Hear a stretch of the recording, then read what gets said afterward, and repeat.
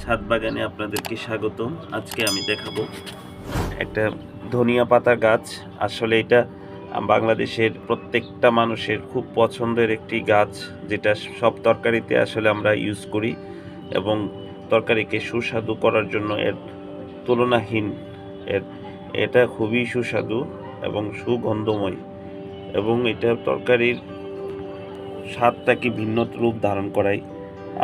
আমার এই গাছটা আসলে প্রতিদিন প্রতিনিয়ত এটা আসলে পাতা দিচ্ছে। আমি বিভিন্ন সময় আমার পেজে আসলে আপলোড করেছি। এই গাছটার আসলে সবসময় পাতা নিয়ে থাকি, তারপরও আবার প্রচুর পরিমাণ পাতা দিচ্ছে।